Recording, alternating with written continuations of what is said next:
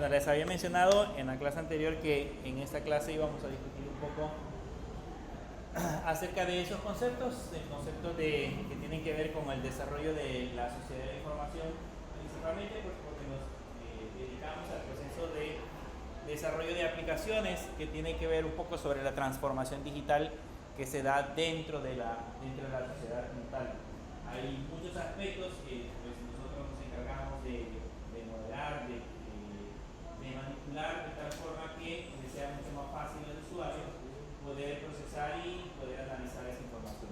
Hay muchos de los datos que nosotros generamos que por lo general sirven para tomar algunas decisiones y decisiones que en alguna medida son importantes para las empresas en general, incluso para las personas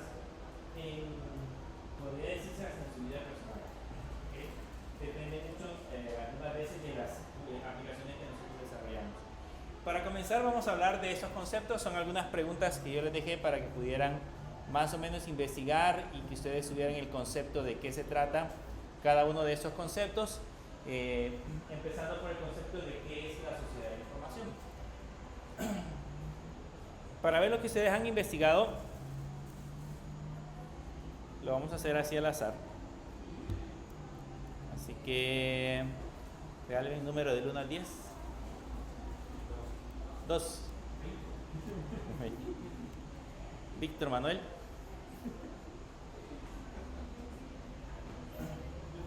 Dígame qué piensa que es la sociedad de la información.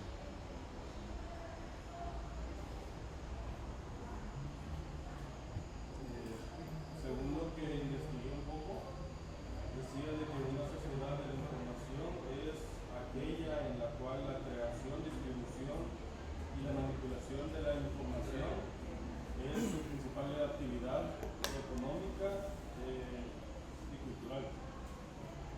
Ok. ¿Alguien más que haya encontrado alguna información extra? Yo encontré que es el entorno en el que vivimos hoy, donde la información es clave para casi todo, gracias a la tecnología. Podemos comunicarnos, aprender y trabajar de manera más rápida y eficiente. De manera más rápida y eficiente.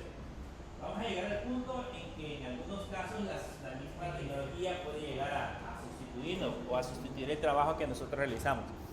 Y ahí el miedo de muchos, el hecho de que la tecnología nos va a quitar el trabajo. Hay muchos trabajos que probablemente sean automatizados por los avances tecnológicos que se están dando en nuestros tiempos. Y eso tiene que ver mucho sobre el desarrollo de la información. Vivimos básicamente en la era de la información. Todo lo que nosotros queremos leer o aprender, normalmente lo encontramos en el vasto mundo de Internet. Ustedes pueden ir y utilizar este recurso de forma buena o de forma mala, como ustedes lo quieran hacer, y de alguna medida encontrar una gran cantidad de datos que se encuentran publicados por muchas otras personas. Vivimos en la era en la que yo puedo tener la capacidad incluso de decir que pues, he realizado algún tipo de investigación y hacerlo público si yo quiero. Hace años eso era un poco más difícil, no se respetaban en algunas ocasiones el nivel de pensamiento o lo que cualquier persona tenía con respecto a un tema, pero ahora pues es mucho más simple, es mucho más fácil. En teoría, aunque nosotros publiquemos algo, pues la comunidad científica puede valorarlo y en alguna medida expresar si es correcto o no. Y ahí viene el hecho de que deberíamos, en teoría, tener mayor capacidad de conocer de muchas áreas, no necesariamente especializarnos en una, porque como la información se encuentra ahí y está disponible para que nosotros lo podamos consumir, pues deberíamos de conocer sobre muchos temas. Antes, para poder especializarnos en un tema, teníamos que consultar libros, leer muchísimos libros y a partir de eso formular nuestras propias conclusiones. Sin embargo, ahora pues ya no es necesario, podemos irnos a los libros directamente en Internet, comprarlos y leerlos desde un dispositivo digital y es muchísimo más práctico y muchísimo más rápido. El conocimiento está ahí en el dispositivo móvil. La cuestión es que nosotros no solamente deberíamos de convertirnos en consumidores, sino que también deberíamos de convertirnos en personas que construyen o que crean información. Porque si estamos en la era, por ejemplo ahora, en que todo se lo preguntamos a la IA y pensamos que lo que la IA dice es completamente cierto, pues vamos a dejar de crear información. De hecho, es un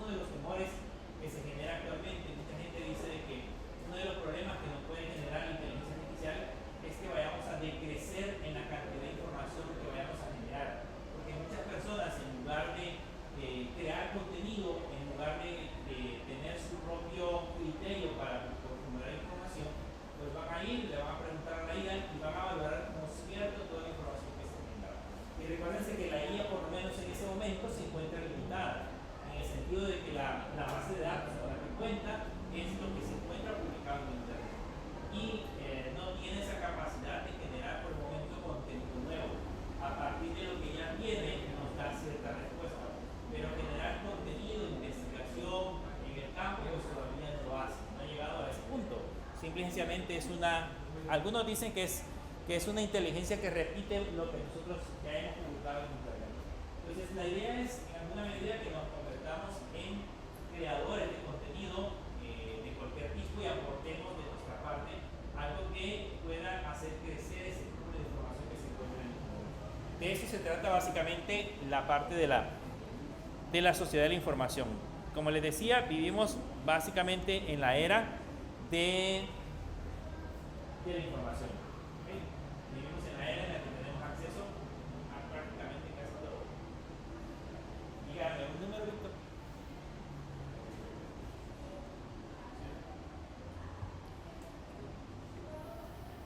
Jairo. Dígame cómo define usted el modelo de la sociedad de la información.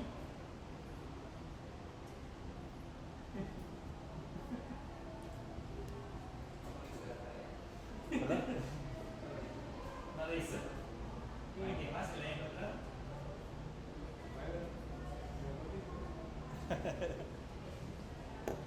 Ajá. Yo lo considero como un recurso esencial en la actualidad, porque es un elemento importante de lo que implica ese modelo es la comunicación, y al menos en la actualidad es algo muy importante que se relaciona.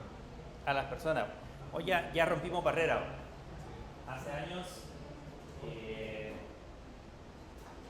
bueno, ustedes creo que no lo vivieron, pero hoy, por ejemplo, ver un partido de fútbol, ustedes lo pueden ver en su teléfono, está en cualquier parte y en vivo. Hace años, cuando por ejemplo la televisión vino aquí a El Salvador, sus abuelos se lo pueden contar, pregúntenle a sus abuelos, lo que no existía, eso de poder comprarse un televisor porque pues era caro, eran televisores en blanco y negro, y muchas veces lo que hacían es que en los parques colocaban pantallas para que la gente llegase a ver los partidos. Pero si un partido sucedía hoy, pues la persona lo veía en diferido semanas después, porque tenía que viajar, por ejemplo, desde Europa hacia El Salvador en videocassette para que tú lo pudieras presentar. No eran noticias en tiempo real como las tenemos actualmente, era un poquito más difícil. La tecnología empezó a evolucionar, por supuesto, y ya empezaron a suceder eso de que los partidos se transmitían en vivo a través de los canales vía satélite. Pero en la antigüedad era un poco más complicado. Pero hay 4 pilares fundamentales que definen, en ese caso, la sociedad de la información. Y el primer pilar fundamental son los elementos que participan en la misma sociedad de la información. ¿Quiénes son los que conforman la sociedad de la información? Las personas principalmente, y en esas personas hay 2 tipos. Son las personas naturales y las personas jurídicas. Nosotros como personas naturales somos elementos que aportamos información, que somos parte de la sociedad de información, pero adicional a eso también se encuentran las personas jurídicas, que son las empresas. Las empresas también aportan un gran volumen de datos, de hecho son las encargadas de podernos dar mayor cantidad de información en cuanto a lo que en esta sucede. Entonces también es uno de los pilares fundamentales. Ahí viene el otro elemento, que es el universo de multimedia de servicios y contenidos. ¿Qué clase de información podemos encontrar en Internet? Ya no solamente encontramos texto, ¿okay? Antes solo era texto. Podemos encontrar texto, podemos encontrar imágenes, podemos encontrarnos en Internet videos educativos o de lo que sea. Podemos encontrarnos en Internet diversas formas de que el contenido llegue a nuestros ojos. ¿Alguna vez ustedes vieron la enciclopedia Encarta? ¿Encarta? ¿No les suena? Sí, es famosa. Año 2004, 2005, 2006, antes de eso existía el que nosotros usábamos en aquel entonces era el Encarta 2003, no recuerdo que se hizo famoso en El Salvador. Es una enciclopedia, básicamente, pero la enciclopedia, en lugar de ser algo que solamente es texto, que no motiva mucho leer, se convirtió en una enciclopedia interactiva, porque además, por ejemplo, traía animaciones. Si quería buscar información del esqueleto o de los órganos del cuerpo humano, pues ya aparecía, por ejemplo, cómo se sigue el proceso de alimentación, cómo se transforman los alimentos en el cuerpo, y ya aparecía una animación donde se veía Entonces, eso hizo en alguna medida que las personas se empezaran a interesar por aprender. Para los niños en aquel entonces era bonito ver un video o un muñequito por ahí saltando. Por ejemplo, aprender a leer y escribir, ¿cómo lo hicieron ustedes? ¿Ustedes hoy usan el silabario? ¿Sí? Imagínense el silabario, pues uno tenía que aprenderse la letra, la P con la A, mamá o papá, y empezaba a hacer todas las combinaciones. Sin embargo, también existen aplicaciones en internet. Yo me acuerdo que nosotros usamos hace años para enseñar a los niños de primer grado una aplicación que se llamaba el conejo lector. Pero lo han visto. El conejo lector les enseña los colores, les enseña las vocales, entre otras cosas. Entonces, los niños, por lo menos mi hijo en aquel entonces aprendió mucho, aprendió un poco a leer y escribir por el famoso conejo lector. Él pasaba pegado en la computadora jugando con mi dichoso conejo lector. Había otro que se llamaba Pico, si no me equivoco, que era también unas animaciones que ese sí ya tenía todo el contenido completo para aprender a leer y escribir. Entonces, eran programas educativos que lo que hacían o lo que pretendían era cambiar la manera en cómo se presenta la información. Eso es parte de los pilares fundamentales que forman el modelo de la sociedad de la información. Además de eso, la infraestructura que hace que todo eso funcione, que hace que todo lo que nosotros conocemos como la sociedad de la información esté comunicada entre sí. Hay un montón de elementos, entre ellos servidores, cables, routers, antenas de satélite, antenas de telefonía, todo lo que tenga que ver con el hardware que hace posible que toda la comunicación fluya entre los diferentes elementos, forma parte de la infraestructura que conforma la manera en que se comunican los elementos. La tecnología avanza. Ustedes se dan cuenta, hace años aquí la telefonía móvil era muy lenta. Hoy creo que todavía no hay 5G acá. Sí, creo que Telefónica, bueno, escuché que Telefónica iba a poner 5G solo a carreteras centrales de Salvador. Bueno, pero imagínense, todavía no ha venido, pero en el momento que empiecen a invertir en ese tipo de infraestructura, probablemente tengamos un internet en teléfonos muchísimo más rápido de lo que probablemente teníamos originalmente en casa. Entonces, ¿qué es lo que está haciendo esto? Pues está haciendo que la tecnología avance. Lo que hicieron Elon Musk con el internet inalámbrico que ustedes instalan, que ya no utilizan la comunicación normal, sino que lo hacen vía satélite, pues eso lo que hace es darle la oportunidad a personas que tal vez tienen acceso a información, lo pueden hacer a través de ese tipo de dispositivos.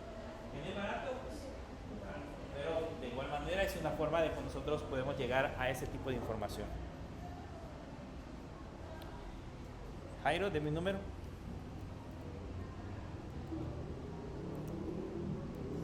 Kenny.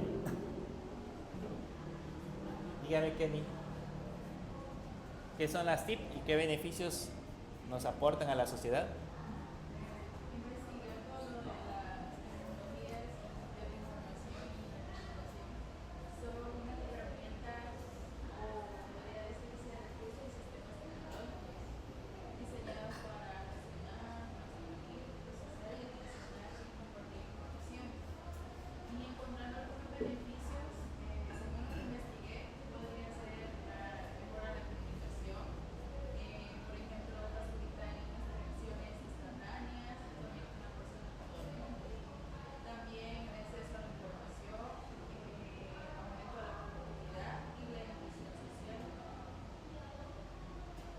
¿Creen ustedes que las tecnologías, las TICs en general, internet, todo lo que conocemos, es bueno o es malo?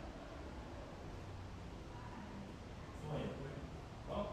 Es bueno, pero quizás a veces se utiliza para otra cosa. O sea, hay que revelar para qué fines. Digamos que el uso de las tecnologías y el internet como tal no es bueno ni malo. Depende mucho de cómo nosotros el uso le demos. Yo les decía, aquí podemos encontrar de todo. Podemos publicar cualquier cosa. De hecho, internet, en teoría, ese es su lema. Es libre y nadie es dueño de internet, en teoría. Entonces, en ese sentido, cualquiera puede aportar cualquier cosa en internet. ¿Es bueno? Sí o no, porque nos ayuda a hacer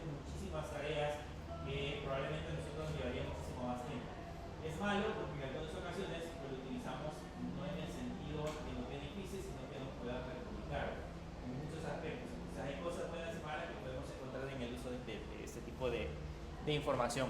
Lógicamente, ¿cuáles son los beneficios que aporta a la sociedad como tal? Como decía su compañera, pues hay muchísimos beneficios en diferentes áreas. La medicina pues, es una. Ya he visto que, por ejemplo, la inteligencia artificial de acuerdo a estudios de patrones, en teoría, con una serie de imágenes puede diagnosticar algunos tipos de cánceres a temprana edad. O sea, hay cáncer, por ejemplo, que pues no se detecta hasta que ya es más invasivo, pero con este tipo de tecnologías y de acuerdo a ciertos patrones puede empezar a comparar una serie de fotografías y nos puede llegar a dar algún indicio de si podemos llegar a padecer o no de este tipo de enfermedad. ¿Se dejarían ustedes operar de un robot? Hacer una operación. Piénsenlo. Depende, si la vida depende de eso y el doctor está en Estados Unidos, yo estoy aquí en El Salvador. Ya hay, digamos, algunos experimentos pilotos en donde con inteligencia, perdón, se llama como realidad aumentada, pues el doctor puede utilizar un casco, por ejemplo, y desde ahí puede manipular un robot remoto para poder, en ese caso, realizar una operación. Lógicamente, por el momento, operaciones simples. Pero, pues más adelante, con lo que avanza la tecnología, eso podría ser una realidad, que ya no tengamos que viajar a otro lado del mundo para poder hacer una operación muy delicada. Son parte de lo que beneficia a las una de las cosas muy interesantes es la parte de la comunicación. ¿Cuántos se recuerdan? No sé si algunos se recuerdan que tenía familiares en Estados Unidos hace años que a uno le decían, no le voy a hablar a Estados Unidos porque sale muy caro. Una llamada a Estados Unidos por un tema internacional era carísimo.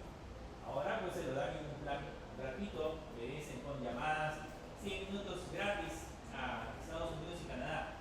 Y uno en lugar de eso utiliza WhatsApp o utiliza otros medios para poderse comunicar muchísimo más eficiente. Entonces las comunicaciones se han acortado.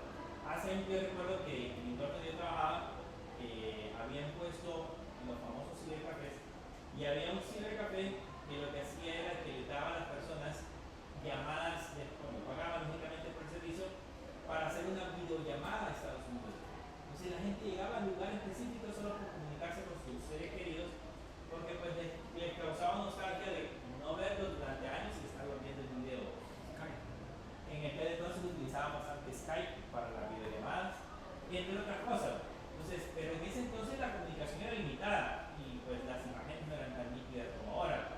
Ahora ustedes tienen una espinilla y se la ven deseado. En aquel entonces lo confundían un montón. Pero pues porque la calidad ha mejorado, porque la tecnología es mucho más avanzada, entre otras cosas. Entonces al final de cuentas, las tecnologías de la información y las comunicaciones son buenas, pero dependen mucho en el sentido en que nosotros vayamos utilizando. Lo decía, lo último y la moda, la inteligencia artificial es buenísima, pero también tenemos que orientarla en el sentido de que nosotros podamos hacer uso de ella. Aprendamos a entrenarlas, aprendamos a implementarlas en software en ese caso para que en alguna medida puedan automatizar algunos procesos de los que nosotros ya conocemos. Y ese es el fin final de la inteligencia artificial. Deme el número, Kenny.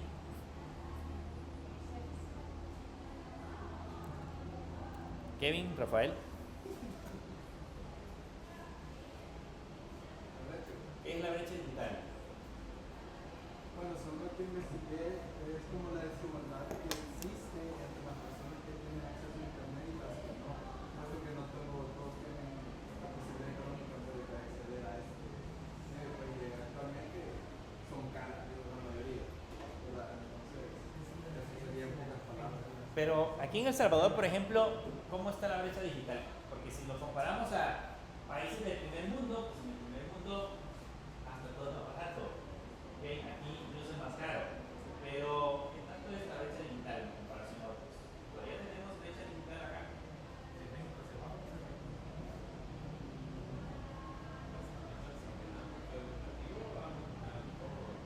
En el ámbito educativo sí, porque por ejemplo antes los colegios no tenían su materia de informática, no existía, o si la tenían era opcional.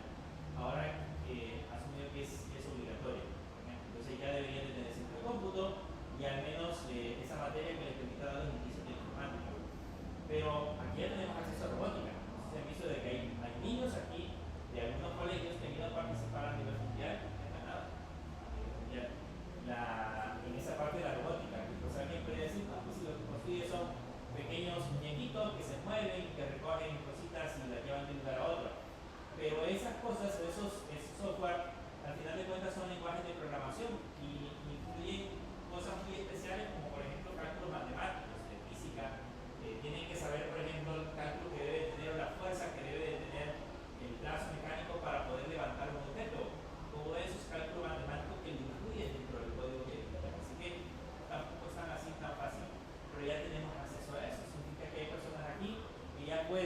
al menos tienen indicios sobre el área de la robótica. Dicen que en Japón los niños de 10 años ya no son robots. Allá en los niños de 10 años no es desconocido el poder saber cómo funciona ese tipo de tecnología. Cosa que para nosotros, pues lógicamente todavía no tenemos tanto acceso a eso. La brecha digital se va acortando. Entonces, mucha gente tiene acceso ya a internet. Yo les mencionaba cierta vez que hay personas que prefieren poner una recarga que desayunar. En ocasiones prefieren poner una recarga. Yo le he visto ahí por la oficina, hay una puestecito de Tigo, y hay gente que ahí está, ponen $1 de sal, y no es mentira, desayunado. Y así se quedan, pero prefieren estar como en internet, quizás se sienten solos, entonces necesitan internet para poder estar comunicados. Es parte de lo que hasta ahora nos ha proporcionado. Pero no significa de que muchos le den buen uso, algunos solamente lo usan como entretenimiento. La idea sería que eso les dé en alguna medida una forma de poderse superar si lo quieren ver de esa manera. Ya he visto que las escuelas, pues a todos los niños les han dado tablets. Ya he visto las tablets del gobierno. Ya las han usado algunos. ¿Qué se les han intentado vender? Es delito. ¿Cómo? Es delito. Venderlas. Ajá. Es delito. Es delito supuestamente, ¿no? Bueno, sí se dieron cuenta del primer lote de computadoras que vendieron, que eran unas blanquitas que dieron cuando estaba antes de las blanquitas y otras. Si no me recuerdo. Las blanquitas eran una chiquitita, Sí. no, pero antes de esas. Grande juguete. Como eran de juguete. Pero antes de esas dieron otras. Que esas las dieron en las escuelas. Se supone que las escuelas las iban a tener en el lugar y se las iban a prestar a los niños para que las pudieran utilizar. No es mentira. Yo en el tiempo que estuvieron esas computadoras me llegaron como 3 o 4 para prepararlas porque se les habían vendido. Yo les pregunté cómo las obtuvo. Se supone que eso es prohibido para comenzar y cómo los directores o las personas encargadas pudieron sacar eso. No sé, pero alguien la sacó y me la iba a vender. $40, $50 y tenía una mini computadora. Y pues cuando la mostraba no se le podía quitar el logo del gobierno de El Salvador, pero pues tenía Windows, tenía Office y se podía más o menos utilizar para ciertas cosas. Entonces no le dieron el uso adecuado, principalmente porque en aquel entonces quizás el problema era que se les dio el recurso pero no se les dio la capacitación. Ya han visto que los maestros, hay maestros que ya tienen su edad y son de esos maestros en que dicen yo enseño así y si me traen una computadora eso no sirve. Yo uso papel, yo uso pizarra y plumón para poder enseñar que es la manera en que yo puedo. Y era complicado. Yo trabajé incluso para un proyecto del gobierno, hace años se llamaba los Centros de Recursos para el Aprendizaje, donde les dieron computadoras a varias escuelas. Y el objetivo principal de las computadoras era que los niños las usaran como recursos, que ellos llegaran al centro de cómputo y pudieran investigar en internet o a través de Encarta algunas de las cosas que usaban en sus clases.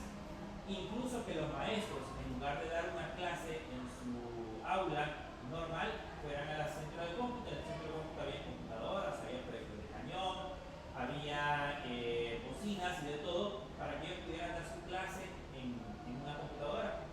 Pero pues muchos no la usaban, no usaban las computadoras.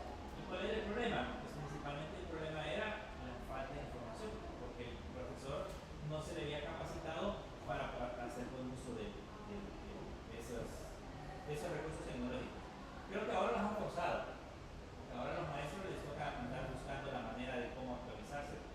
Ya tienen que meter notas en los sistemas si están automatizados y eso los ha forzado a aprender un poco. Pero pues hace años era un poco más complicado. Entonces, no es solamente dar recursos, sino que también enseñar a las personas cómo aprender a usar ese recurso. Las tablets, ¿han visto para qué las usan los niños? Realmente las usan para jugar. Se supone, creo que tiene bloqueado, si no me equivoco, que no utilizan en juegos. Siempre como no sé qué es lo que los niños por favor. Son mejores que. Sí, yo no he dado eso. Hay una escuela que nosotros visitamos hace años que ellos habían puesto un firewall en la red, en el wifi. En toda la escuela había wifi. Entonces los niños podían llegar con su laptop, se podían conectar a internet, pero solamente podían entrar a recursos educativos. Había un filtro que no les permitía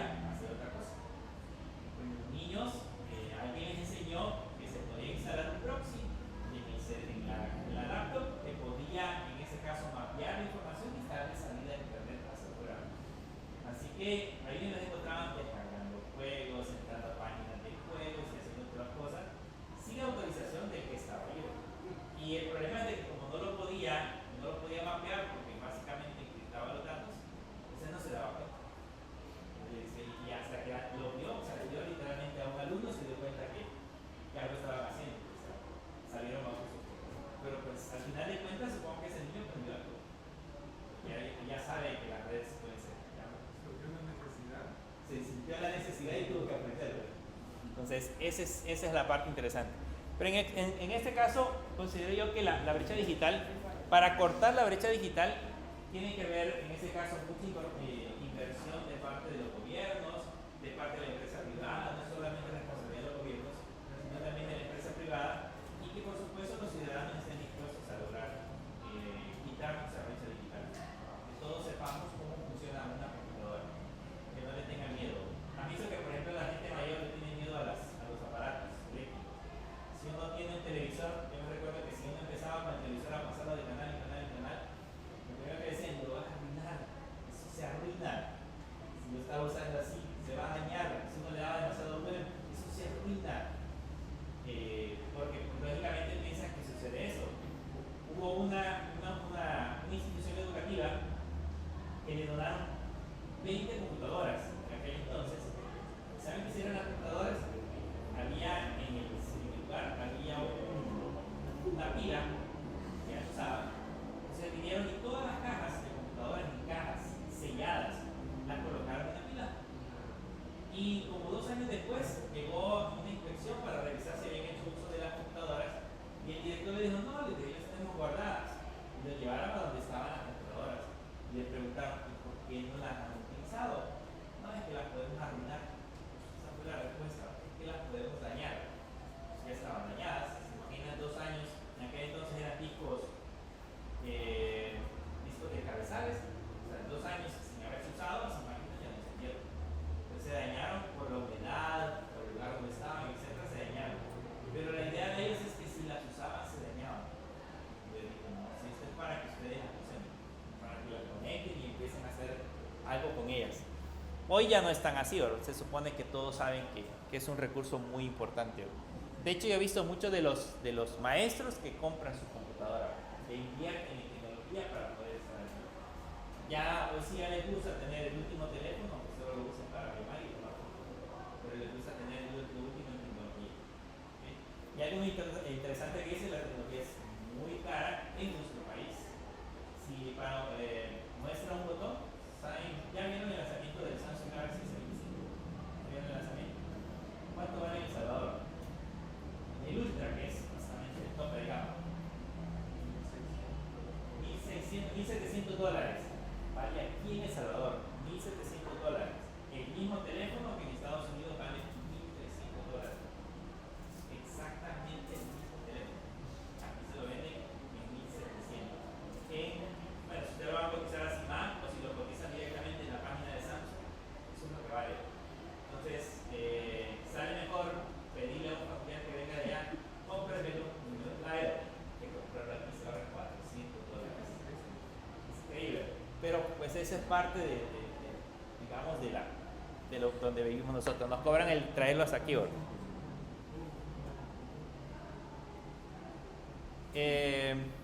Kevin, de mismo.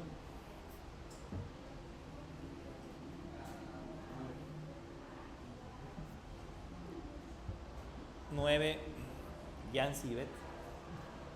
Ya la había visto. ¿Cómo se puede impulsar la sociedad de la información? ¿Cómo podemos hacer que la sociedad de la información crezca?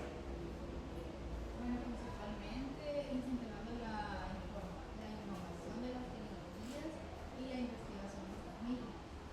Y invirtiendo en la infraestructura tecnológica. Y igualmente, como lo mencionaba usted, que últimamente en las escuelas se está fomentando mucho esto de implementar que los alumnos, los niños desde muy pequeños ya empiezan a usar la tecnología.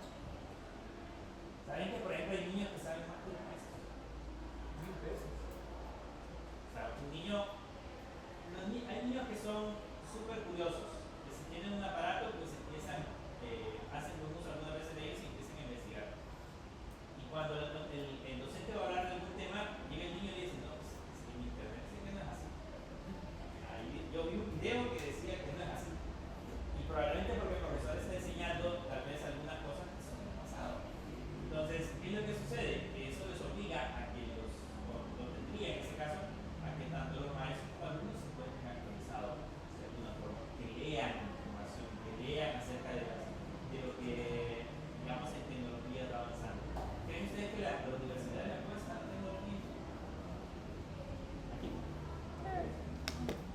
A veces. Aquí,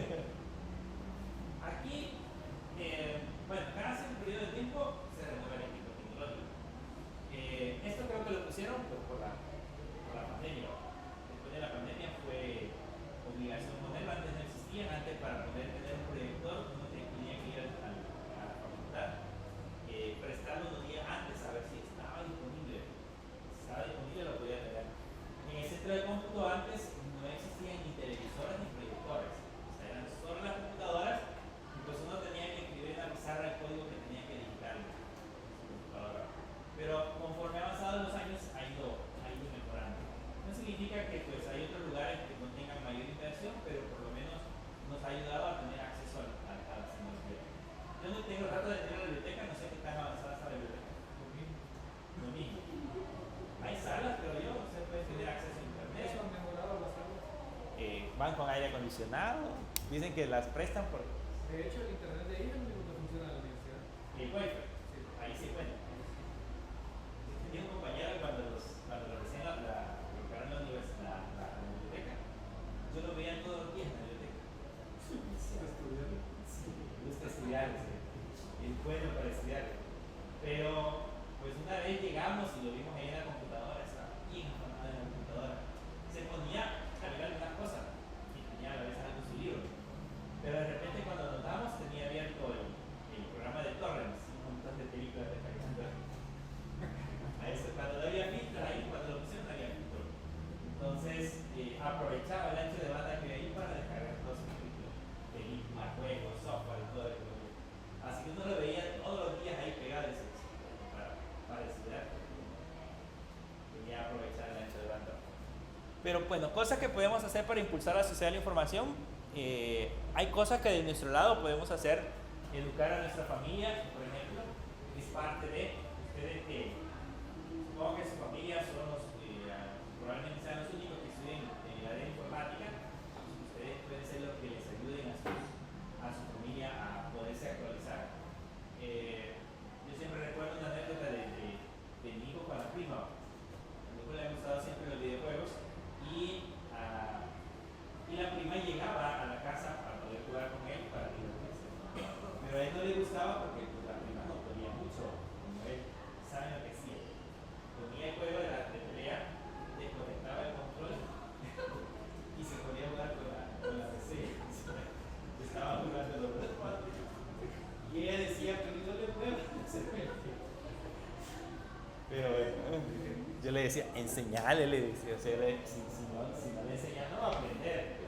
Pero la primita que estaba chiquita, entonces ella solo movía, solo presionaba las teclas y decía, a veces le decía, te estoy ganando. Pero la idea es que nosotros mismos podamos aportar al uso de las tecnologías. ¿Han visto las abuelitas o los abuelitos pegados a internet? Después que conocen TikTok, ya no dejan el teléfono. Solo recetas. Son recetas o videos, noticias. ¿Saben cuál es uno de los problemas? A veces con estas personas y donde uno tiene que entrar a orientarlos, son las noticias falsas. Eso es peligrosísimo. Hay una persona de nuestra familia que ya tiene sus años y pues hace poco le ha bajado de estar usando el teléfono, pues hace ya un año más o menos. Pero un día me habló y me dijo, ¿ya te diste cuenta? Me dijo que el gobierno va a dar $2,000 o $3,000 mensuales y que solo tenés que hacer un depósito de $200 o $250, algo así. Y que el Banco Central de Reserva dice y que el señor, ¿cómo se llama el de la asamblea? Ernesto Castro en un video había salido hablando que eso era cierto, que era una ley que había impulsado el gobierno. Y digo, no, eso es mentira, pero sí es cierto, me dice, yo lo vi. Y ahorita lo que estoy haciendo es tratando de conseguir el dinero para poderlo invertir. O sea, eran $250. Digo, no, eso es mentira, ¿cómo va a creer que va a dar $250 y le van a terminar dando $2,000 mensuales? Es muy lógico la balanza. Pero es que el gobierno lo está dando para ayudar a la economía, arman todo un teatro. Entonces, es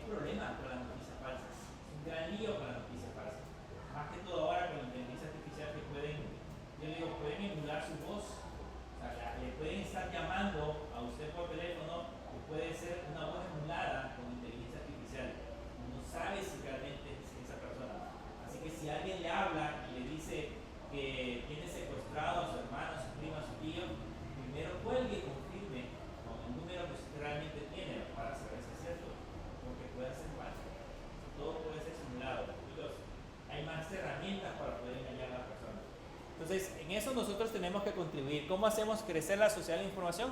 No es responsabilidad solo del gobierno y de la empresa privada, sino también es nuestra responsabilidad. Nosotros como parte de esa sociedad tenemos que aportar a nuestros amigos, a nuestros conocidos. En teoría creería yo que ustedes no los engañan tan rápido, ¿cierto? No se dejarían engañar tan rápido.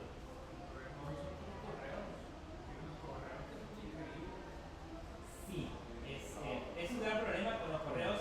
Pero los mensajes, por ejemplo, es muy común, por ejemplo, ahora que ustedes les escriban por Telegram o por WhatsApp y les digan que pues hay una oportunidad de negocio, que si ustedes quieren inscribirse solamente necesitan aportar $1 o $2 y que pueden llegar a ganar 300 o 400 no sé cuántos dólares al día.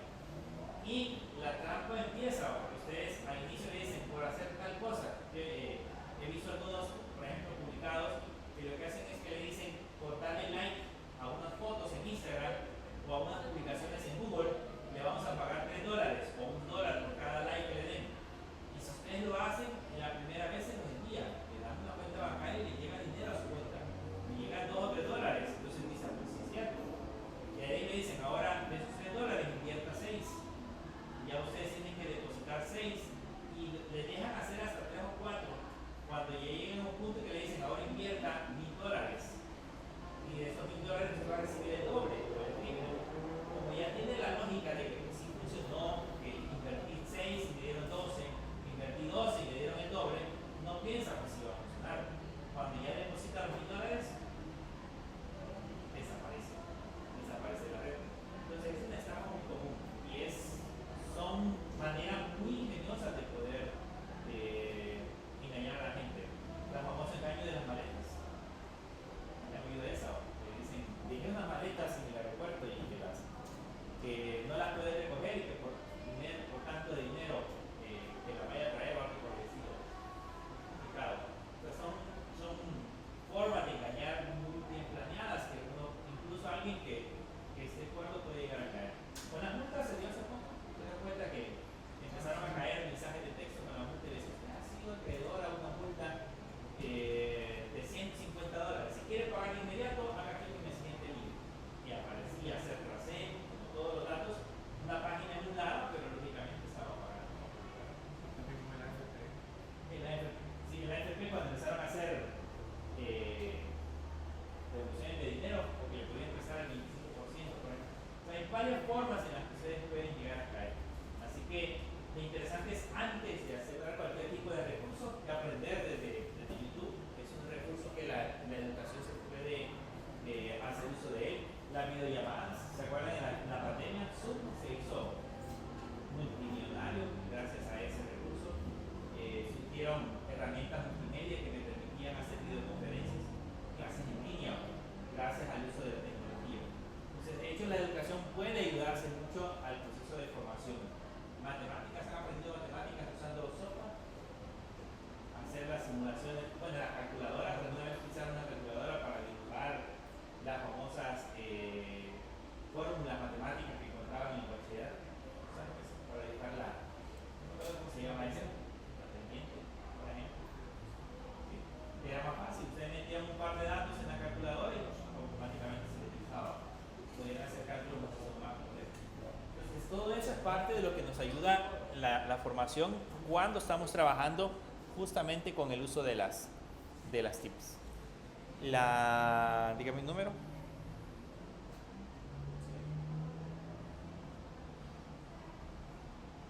No, ya pasó. Kevin. ¿Otro? Usted falta, ¿verdad? Sí, vaya a pasar todo. Dígame, ¿es la ciudad importante en la sociedad de la información? La verdad sí, es lo que estábamos hablando con los niños. En el caso de los niños a veces pueden tomar temas no muy adecuados de edad. En otro caso También engañarlos. Sí. De hecho hay un caso de un niño que jugaba Roblox, que se conectó con una persona adulta que tenía como 35 años, le dio la dirección y lo fue a buscar a la casa. De hecho, salió la mamá, grabó el video y le dijo que cómo había encontrado toda la información del tío. El niño dice que se la dio mediante Roblox. Sí, y el problema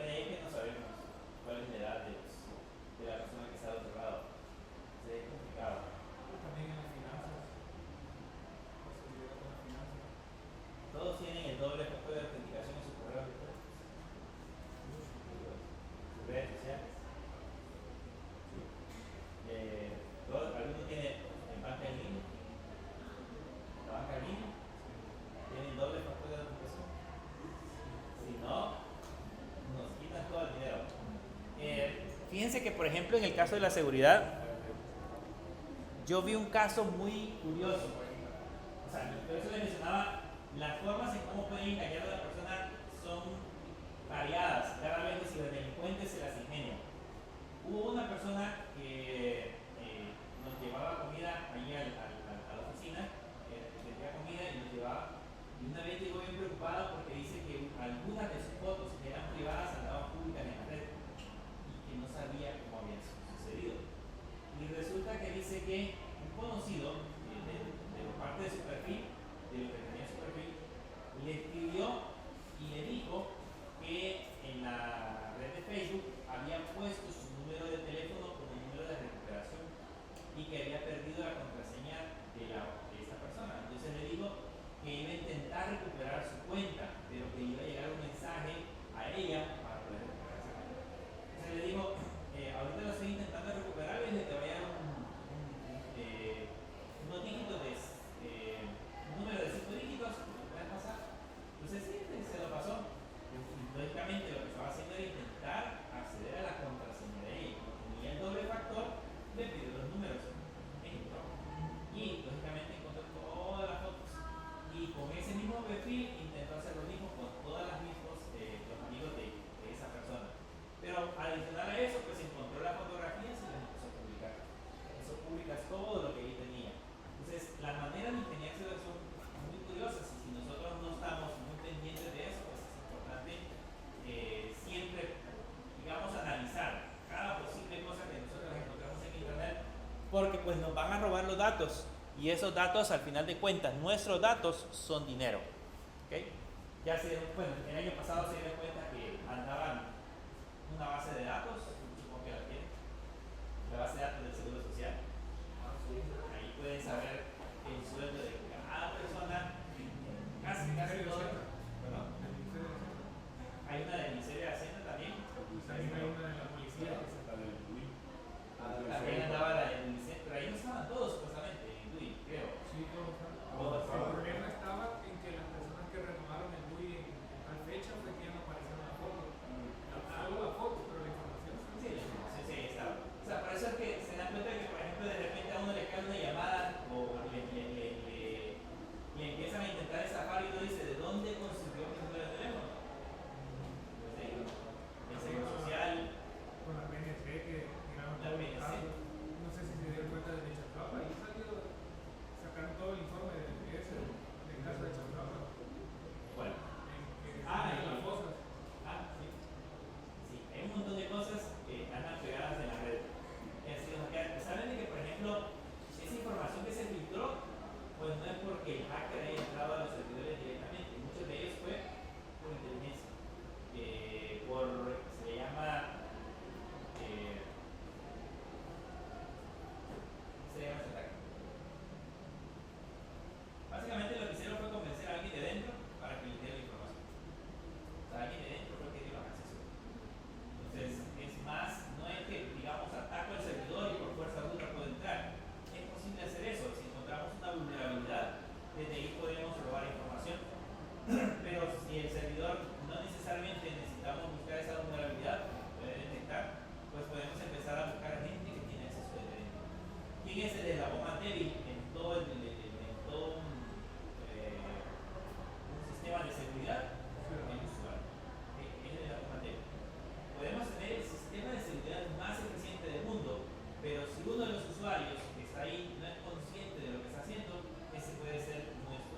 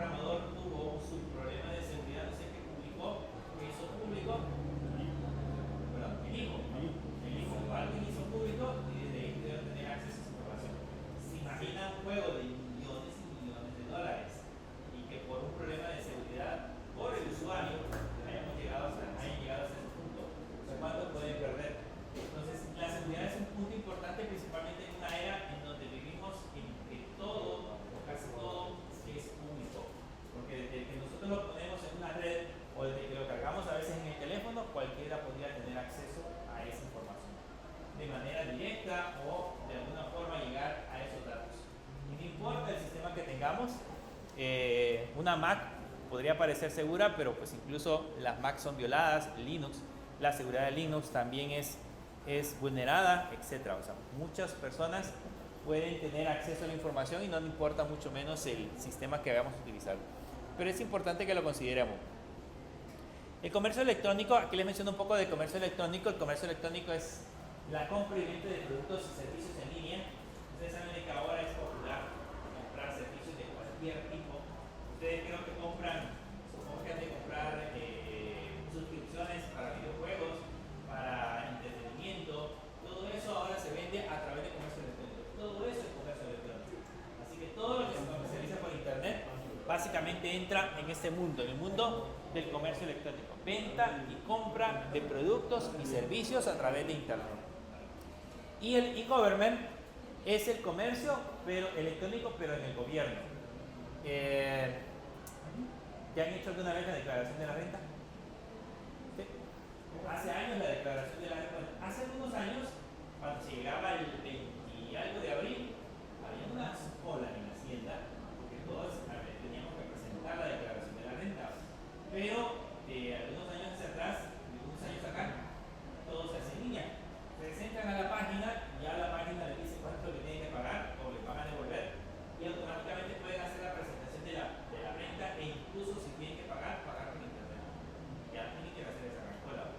En teoría el gobierno se está automatizando en todo ese sentido para que podamos tener acceso a ese tipo de servicios. Hay países que todavía nos llevan kilómetros de distancia, o sea, creo que Guatemala ya implementó hace bastante tiempo todo ese proceso. Costa Rica ya tiene procesos automatizados en cuanto al gobierno.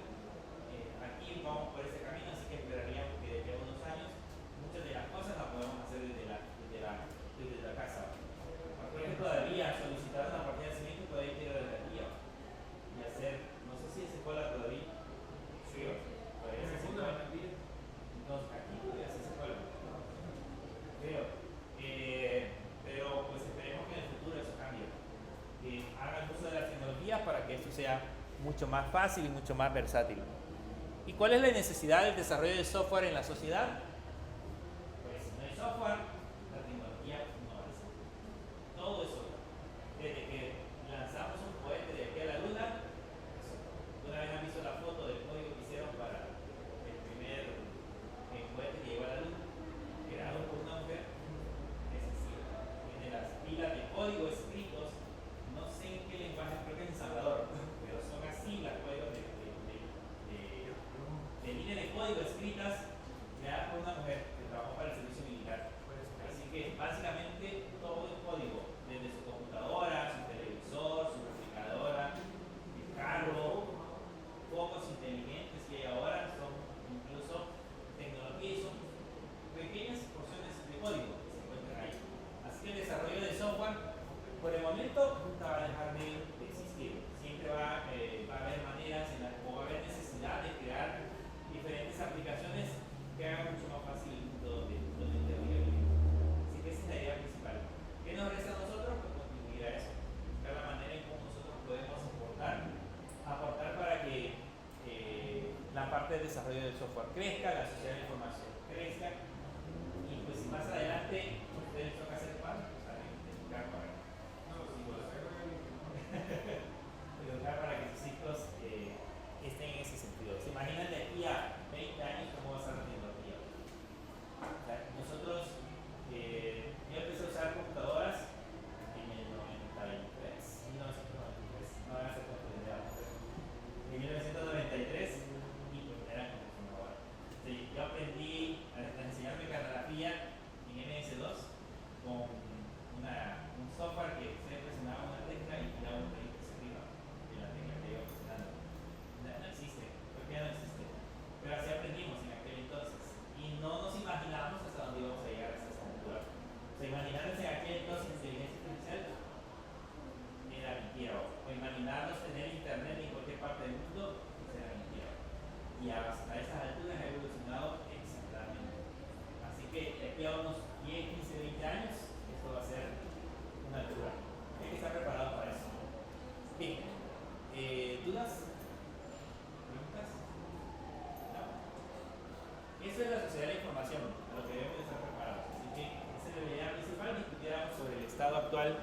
del uso de las tecnologías. El día miércoles vamos a seguir trabajando, pero ya en la computadora vamos a trabajar con Linux y vamos a desarrollar otra aplicación. Recuerden que la otra